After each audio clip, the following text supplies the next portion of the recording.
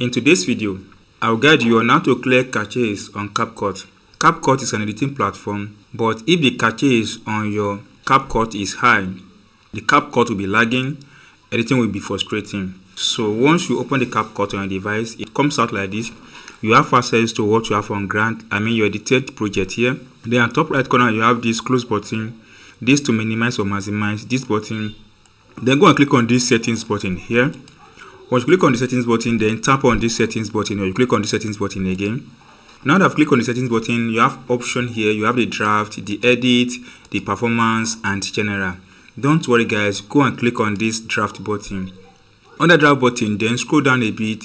You have save to all this thing, blah blah. Then come back to this caches. Then you see this option: do not delete or auto delete. So click on this button, auto delete. Now you wait for it to calculate.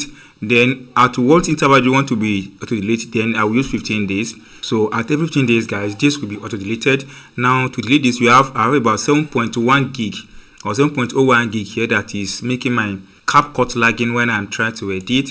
Now you have a lot of options here. So now to delete, go ahead, click on this button, delete button, then tap on this OK button.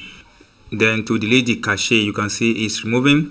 We are on 13% right away. Just wait a bit for it to delete completely, and after the process, then your CapCut will run smoothly. You'll be able to enjoy more of this free space on your device. Now that I've deleted it completely, tap on save button to save our settings.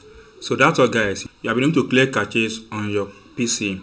If you enjoyed this, if you have not subscribed, please subscribe for more updates like this.